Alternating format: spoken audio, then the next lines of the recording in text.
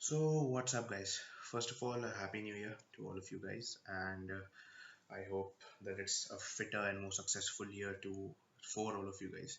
So, I'm here to answer a few questions, a few important questions that need to be answered, and one of those questions is why the video and the audio quality is so bad right now. So, I'm just recording the videos with my PC camera and my phone camera right now, looking for a good camera actually. And yes, so just bear with me for a while, and as soon as possible the video quality will be improved along with the editing. So for now, just focus on the content. That will be my humble request. And yeah, so the first question that I got was, why is the recovery period so important for the beginners? So I would just like to clarify on that the recovery period is very important for the beginners, for the intermediates, for the advanced. Now I've been training for 6 years, which is roughly in the intermediate period, but I focus on my rest a lot. So what happens is basically when you're lifting for any body part, there are a lot of let's just say bang for the buck muscles, the secondary muscles that will be worked. When you're working your chest, your triceps are worked. When you're working your back, your biceps are worked. Whatever pulling motion is there, you will use your biceps in that. Whatever pushing motion is there, you're using your triceps for that. So what happens is, if you so you technically think that you're working your arms once a week, but you're not. You're working it a lot of times. So the exercise mechanism needs to be understood for that. What you're doing while exercising or while using those progressive overload heavy weights is that you're actually burning down or actually tearing down the fibers of the muscles. And after that, during recovery, when you're feeding it, that's the entire point of the diet being on point. That when you're feeding it post workout, that muscle is going to grow back stronger and bigger, the body adapting to the weight.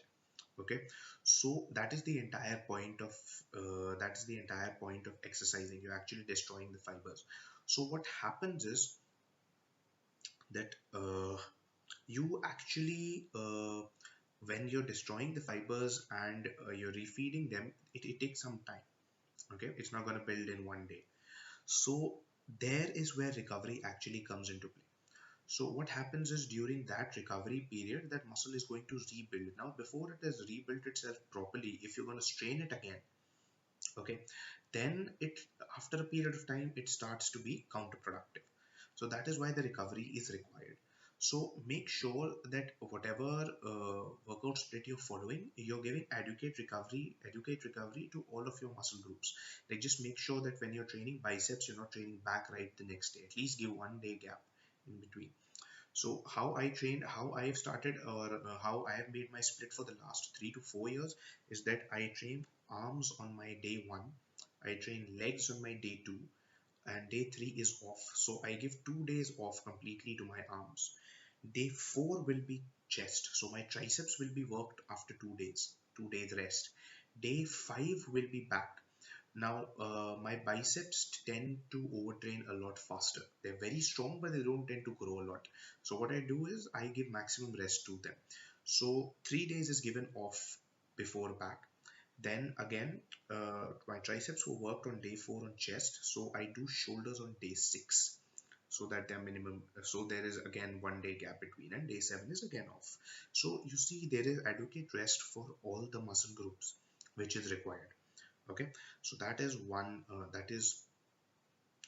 point of why recovery is important. The next point, which brings me to, if you're not properly recovered or eating, uh, there is a phenomenon known as overtraining. Now all of you who must have watched CT Fletcher's channel, he has a famous slogan which says fuck overtraining. There is nothing which exists like overtraining. So I would, first of all, I would like to say that people just read the fuck overtraining and they think that TT Pledger said that overtraining doesn't exist. He has specified in the video that overtraining is relative to people. Now, a person who is a beginner and a person who's been working out for 10 years, overtraining will be different for them. Okay. Now, you say Arnold used to do 20 to 25 sets for his biceps. Okay. So why can't I? One, Arnold was on pretty decent dosages of steroids. Two, Arnold had genetics which are 10 times better than most of the people. Three, Arnold had been training since the age of 12, and he started doing those amount of sets at around 25, 26, or even say 20. So even at 20, if he was doing 25 sets, he's already 8 years of lifting experience under his belt.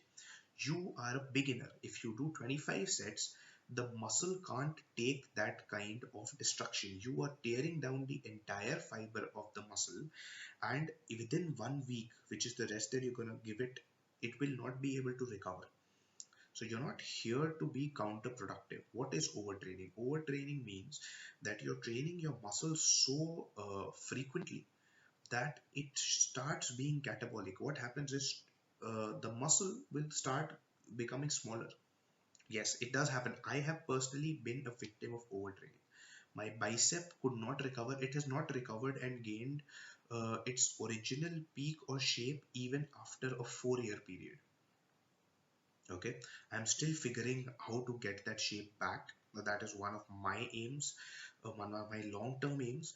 So what happens is, if you train a small muscle group, now overtraining is generally a full body phenomena, but it is very frequent in smaller muscle groups. What happens is, if you train the same volume as your bigger muscle groups to your arms or your biceps, and if you're doing 20 sets for your legs, it doesn't mean you'll do 20 sets for your biceps. Bicep is a lot smaller muscle, man, come on. So for that, what happens is that you're breaking down the muscle so vigorously, so let's just say the destruction level is so high that the rest that you're providing is not adequate. And what's happening is that gradually it will grow smaller, because what you're doing is you're only burning fibers. Suppose you're burning 50% of the fibers, and after the rest period, it's recovering only say 25 to 30%. Okay, and after that again you go ahead and burn 50% of it. So gradually your muscle fibers will be breaking down and none of them will be growing back. So what happens is your muscle gets slower. Now, overtraining does exist. It's very real. Overtraining causes you nausea. It can cause disturbed sleeping patterns. Again, you'll be fatigued very easily. You won't want to work out. You'll be irritable.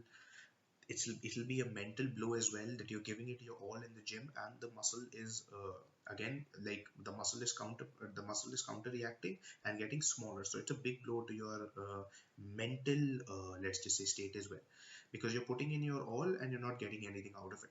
So what I would say is, if you're in a state of overtraining, or if you're experiencing anything like this, first of all, take a hiatus for 2 weeks. Okay, 2 to 3 weeks, just don't do any muscle building activity, nothing. Just make sure you sit back, relax, get your mind reinvigorated again, and then hit back, pounce again after say a 2 to 3 week period. And all of you who haven't, please avoid these mistakes and please provide proper recovery, and be aware overtraining does exist, and you cannot train like an intermediate lifter, because you are not an intermediate lifter right now. This is for people who've even trained for 2 years. Too much volume is going to hurt you, and this is coming from a person who trains very high volume.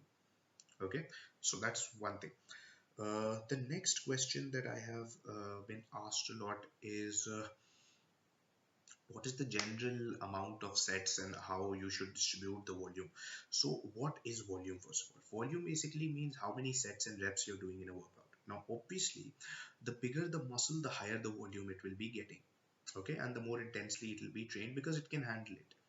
And the next point is, uh, like if you're doing, suppose your back and biceps, your chest and triceps, that will be the ideal routine. I mean, I'm just throwing in my 2 cents. I would say back, biceps, chest, triceps, shoulders and forearms, and legs and abs, or shoulders, forearms and abs and legs would be the routine I would recommend to beginners. Okay, the 4 day split, so that they get adequate recovery time as well. And also, I would like to suggest that you should not train 7 days a week, whether it be an intermediate lifter or an experienced lifter. Experienced lifters would definitely know why, because the recovery will be a factor, and that is why 7 days a week is just impractical. Okay, and yeah. So now, what is volume? Volume, as I told you, is basically the sets and reps that you're doing in a workout. So depending upon legs, I would not specify the number of sets that you want to do, but I think your legs should have the most number of sets. okay, because it will be having let's just say the most need to get those sets in so that it can actually be worked. And your back and chest, so these are the three big muscles. I think legs is a lot bigger, so it should get most number of sets. Back and chest is mostly equivalent. So I would say if you're someone who's trained for around 1 year, I would say 20 sets for legs, that is quad, hamstring and calves combined. Around 15 sets for back, and I would say 6 to 8 sets for your triceps, and around say 6 sets for your biceps.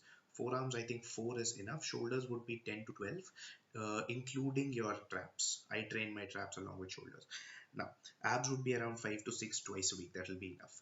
Now, more important than that is the training philosophy that I would like to incorporate. One is that for the beginners, I would stay in the rep ranges of 4 to 6 with your compound movements.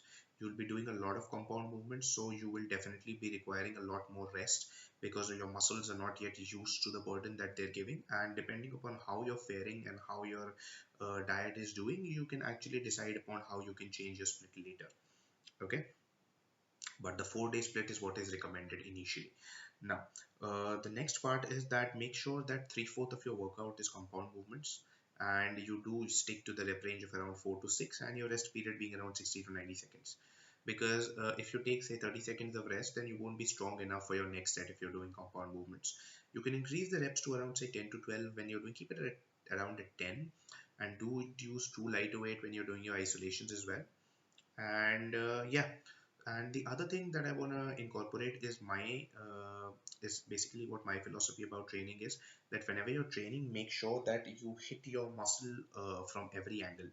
Okay, so you should know what the anatomy of the muscle is basically. So like I have given a demo workout of the arms. So I've told you about what the tricep is, what the bicep is, how many heads are, and how you can hit each head differently. Okay, how you can each like individually target one head, so that you have a balanced physique. There are a lot of people who have front delts which are awesome, or side delts which are awesome, but don't have rear delts. Some people who have disproportionate arms, disproportionately big triceps, small. Like I have a disproportionately big arm. It's not because I don't balance or hit it properly. It's because my biceps don't respond that well. So I have a tricep dominated arm. Generally, people have 2/3 of triceps, 1/3 of mine is like 4/5 of triceps. Okay, so just make sure you don't have that issue. You have a balanced, proportionate physique. And the other thing that I'm talking about is, yeah, so just make sure that you hit the muscle from every angle, every possible angle. Like your delts has three parts: your front, side, and rear. So you have all the exercises which are hitting that. So that is one part that I would like to incorporate into the training routine, or I would like to advise you to incorporate into the training routine. Okay, so yeah, that is one question that I just tackled. And another thing that I would like to advise you about is that training for 2 hours, 2.5 hours, you should leave to the people who are actually going to be pros and are, who are actually not natural, because training for 2.5 hours naturally is a very difficult thing, especially if you're a beginner. So make sure you keep, and it is also a sign, it may be a sign of people who are actually taking too much rest between sets, so that's a lack of intensity, so that's kind of hindering your gains as well. So when you're in there and you actually are not focusing on the powerlifting part of it, or you're actually going for just a good physique, you should go ahead and make your workout intense. I would be happier to get the same gains out of 45 minutes of inside the gym than I would have with 3 hours. So you're actually saving time as well. So I would say your maximum weightlifting session should last for the beginners, say 30 to 45 minutes. For the intermediates, a maximum of 60 minutes. Okay.